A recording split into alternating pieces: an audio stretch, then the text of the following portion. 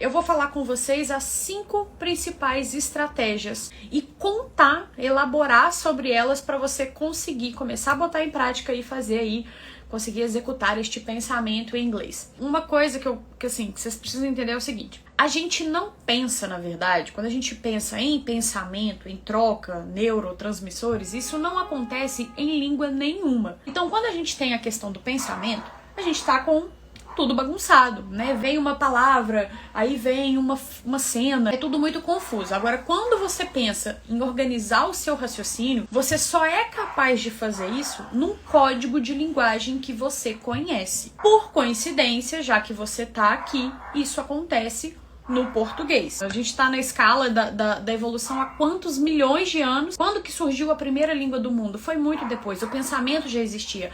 A forma de comunicar que era diferente. Muito difícil uma pessoa que, mesmo que ela tenha estudado por 5, por 10 anos, acredite, a maioria dos meus alunos são desse diagnóstico. Eu fiz inglês por 5 anos, por 7 anos e não, parece que não aprendeu, né? Porque elas não aprenderam a pensar em inglês. Elas aprenderam a resolver questão de prova, aprenderam a conjugar verbo, a gramática, mas não aprenderam a tornar aquilo ali parte do seu dia a dia. Então, princípio básico, a gente sabe da imersão e a gente sabe da importância dos estudos.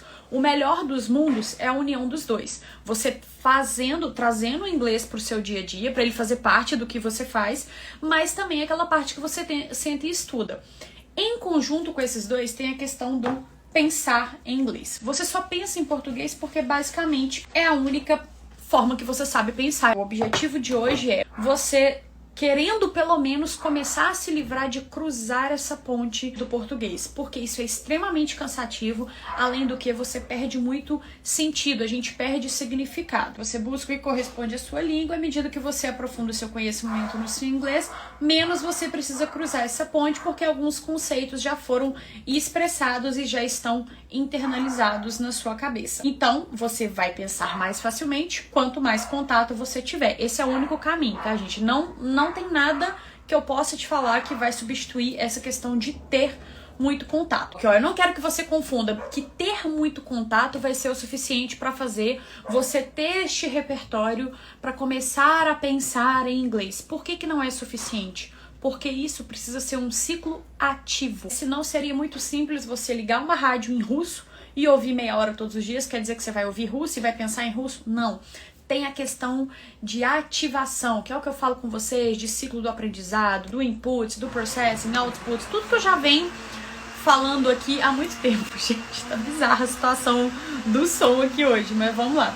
Primeiro passo, simplifique. Só de você estar falando português, você está naturalmente complicando as coisas, porque é uma língua muito mais difícil, com muito mais construção gramatical, com muito, enfim. A gente sempre percebe isso, tanto aluno quanto prestação de serviço que eu faço de texto, de tradução.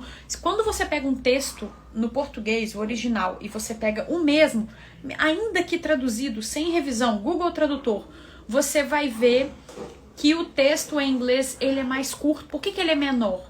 Ele é mais objetivo. Naturalmente, as construções do inglês, elas são mais objetivas, né? Por exemplo, depois do almoço, pra gente são 3 palavras. No inglês, after lunch, 2 palavras. Ele corta sozinho. Muitas vezes, você quer falar ali usando as mesmas palavras, cruzando essa ponte para falar com a mesma complexidade que você falaria uma mensagem ali no seu português. Vou dar um exemplo.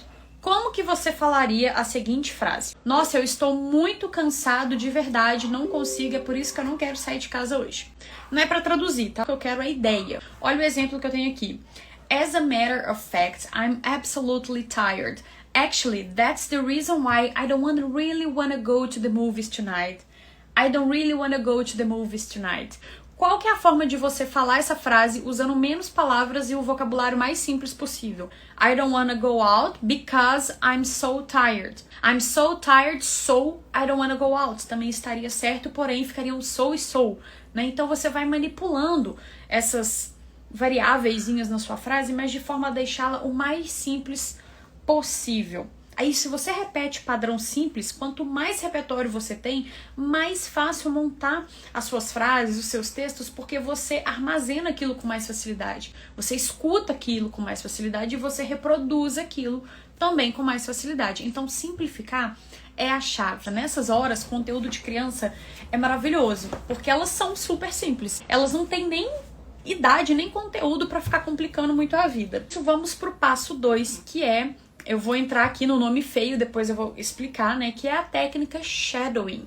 Nossa, é um nome feio para uma técnica bonita. O que é o shadowing? Nada mais é do que você repetir aquilo que está acontecendo. Existem várias técnicas para isso, mas imagina como se você fosse uma criança muito chata, aquelas crianças que remeda todo mundo, que o adulto não pode falar nada, que ele vai lá e imita. É isso que você vai fazer basicamente. Se você vai fazer em voz alta junto com a pessoa, se você vai primeiro, se for algo que você tem acesso ao texto, se primeiro você vai ler e depois você vai repetir, a forma como você vai fazer isso vai depender muito do nível que você tá, da dificuldade que você tem, mas o fato é, você vai imitar.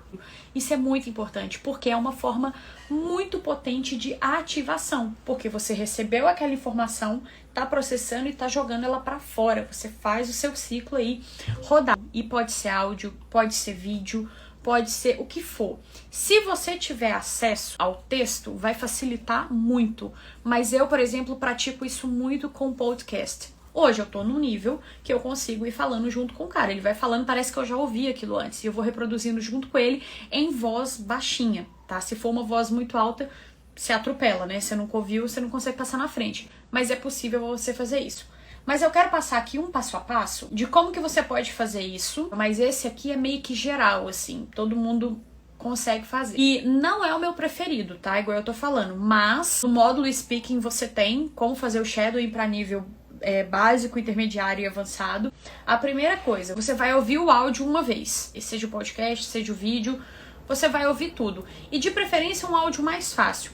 Quando eu falo de fácil, eu não tô falando de conteúdo, eu tô falando de tamanho, principalmente, tá? Porque a facilidade ou a dificuldade do áudio não está necessariamente, de forma geral, no vocabulário, nas palavras, tá na quantidade de informação que você vai ter que processar quando você tá ouvindo aquilo. Se você ouvir um áudio de 1 a 2 minutos, você tem menos informação para processar e menos depois para poder repetir. Eu faço shadowing demais também.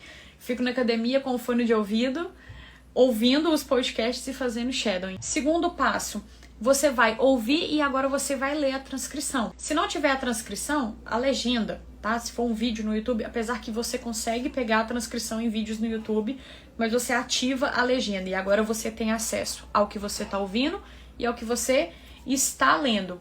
E aí nessa hora você vai ver um pouco de palavras que você não conhecia, blocos de som que você não tinha identificado. Os blocos de som acontecem muito por conta do Connected Speech. O que é o Connected Speech? É o discurso conectado. Então, quando você faz o shadowing, você aprende muito sobre Connected Speech, porque você faz na prática. Então, você fala, caramba, eu falei isso e eu não tinha entendido que eu tinha falado isso. Aí você confere no texto. Então, depois que você ouviu e leu, você vai repetir, aí você começa a falar com um pouco mais de atraso. Você não vai conseguir, provavelmente, falar juntinho com ele. Você vai falando com um pouco de atraso. No perfil, tem um destaque salvo lá, chama técnica shadowing. Veja como que eu tô fazendo. Tem 2 exemplos, se eu não me engano. Você vai ver direitinho como que eu consigo ir seguindo, tanto com um áudio que eu achei mais fácil, quanto com um áudio que eu achei mais difícil, que era termo técnico, acho que tinha coisa de medicina no meio, com um episódio de Grey's Anatomy. Então, recapitulando, ouvi o áudio todo uma vez, ouvi lendo e depois começar a repetir lendo o texto com um pouco de atraso depois do narrador. E aí, quantas vezes você vai fazer isso? Até você ver que você tá conseguindo falar quase junto com ele. Então é um exercício que demora um pouco, dependendo do seu nível, e que no final dele você já vai ter praticamente decorado aquele conteúdo. Um áudio aí de 1 a 2 minutos não tem tantas palavras assim, então você vai ver que você vai decorar. Esse decorar, na verdade, é bom. Você internaliza aquilo e você vai começar a perceber aquilo que você ouviu em outro lugar. A coisa que eu mais escuto é isso aqui, ó. Nossa, Flávia, depois que eu aprendi aquele verbo tal que você ensinou na aula, agora eu tô vendo ele em todos os lugares. Depois que eu aprendi aquela estrutura de frase não sei o que, eu tô vendo ela no seriado todo dia. Por quê? Porque ao repetir ativamente, aquilo passa a fazer parte do seu repertório interno. Então você também passa a dar mais atenção para aquilo. Menina quer ficar grávida, só vê grávida na rua. O cara que quer comprar um carro, ele só vê aquele carro que ele quer comprar na rua. Não é aquele que você só vê aquilo, é que você vira a atenção para aquilo.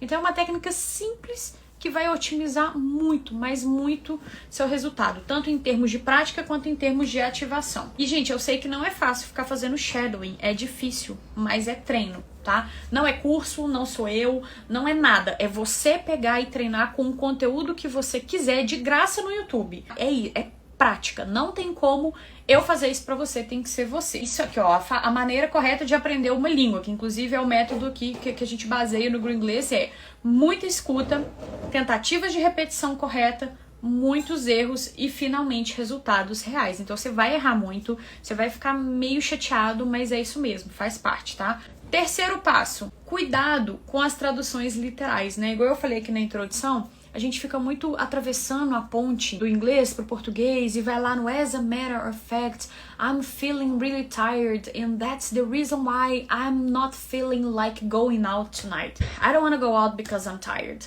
Eu falei a mesma coisa, eu passei a mesma mensagem. Então, ao simplificar, eu também evito essa ponte, assim como ao fazer traduções literais. E tradução literal, ela é cansativa, e ela não faz muito sentido para o nativo ou para o outro estrangeiro que não fala português e que a língua franca, né, a língua comum entre vocês vai ser o inglês. Muitas vezes não vai fazer sentido. Não é que não pode traduzir.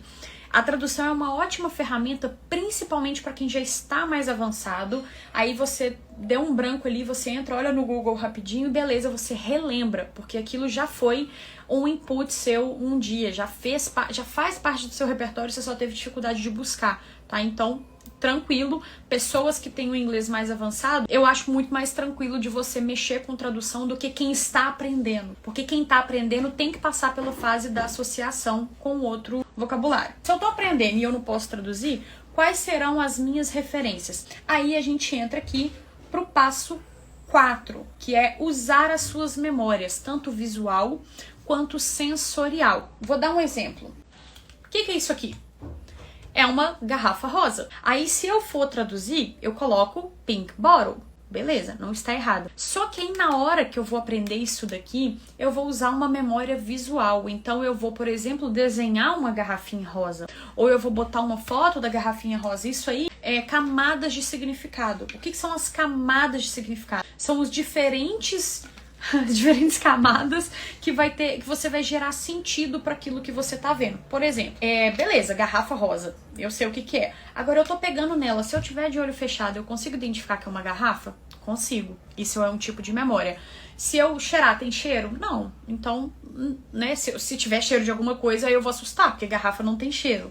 Ou então eu vou ver como que escreve, eu escrevo. Ou eu vou lembrar dessa garrafinha rosa aqui, que é a minha favorita. E aí, quanto mais camadas, melhor. E não colocando tradução. Se você quiser colocar a tradução, que eu não recomendo, mas se você quiser colocar, é uma camada à parte. Por quê? Porque é justamente isso que vai fazer você não querer ficar achando o equivalente no português. Você tem tanta camada para explorar que a tradução é apenas uma delas. E principalmente, gente, uma coisa muito importante, quando as camadas têm um sentido mais emocional. Então você lembra da sua garrafinha rosa preferida. Eu tenho muita facilidade, por exemplo, com os termos técnicos de barragem, porque praticamente todos que eu aprendi foi em campo. Então, toda vez que eu bato o olho, eu lembro lá no campo, eu não lembro da tradução. Eu não vejo, por exemplo, um tailing dam e vejo, beleza, barragem de rejeito. Não, eu lembro eu lá, ajudando, a gente mexendo no SIGBAR, fazendo gestão e acompanhando a visita em campo. É uma memória emocional que eu tenho também, porque eu tava ali, achando mó legal. Então, todos os termos pra mim, por exemplo, da parte de mineração é muito mais fácil de lembrar, porque eu coloquei essa camada emocional. Não é de uma hora para outra que você vai fazer esse tipo de associação, mas é importante que você faça tanto com o vocabulário que você já conhece, quanto com o novo vocabulário que você vai adquirir. Então, ainda que você saiba falar garrafa rosa, coloque ali uma camada que seja nova para esse vocabulário, para que você crie imagens. E aí, na hora de falar, você vai ver que, cara, tá aqui, tá na ponta da língua, eu tô com a foto na minha cabeça, você consegue descrever. É muito mais fácil descrever algo que você vê, não é? Descreva esta garrafa.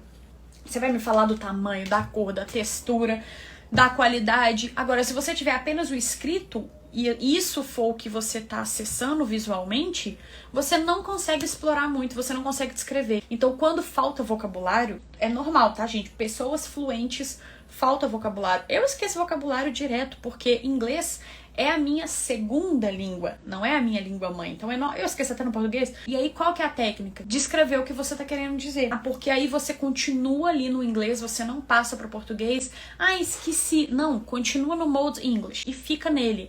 Não sai nele e use imagens para descrever aquilo que você quer. Você vai ver que vai ser muito mais fácil. E, gente, comunicação tem muito a ver com essa parte de sentimento, viu? Eu vejo nas aulas lá da pós, tem essa parte bem de humanas, né? Que eu não vi, jamais, a gente não vê na engenharia. Eu nunca tive acesso a esse conteúdo, tipo, explicado pela área das humanas. E aí fala muito dessa questão da didática, da pedagogia, dos pensamentos. Muito dessas partes comportamentais eu trago aqui, tá embasado lá. Então a gente vê também essa parte da importância de botar o sentimento, de botar a emoção, porque você faz uma associação muito mais poderosa. Bom, e agora o quinto passo, o que vocês mais fazem no dia a dia com o português, que é abusar de sinônimos e descrições. É exatamente tudo isso que eu venho falando, tá vendo como que um encaixa no outro? Quando você não lembra algo em português, o que você faz? Você começa a descrever.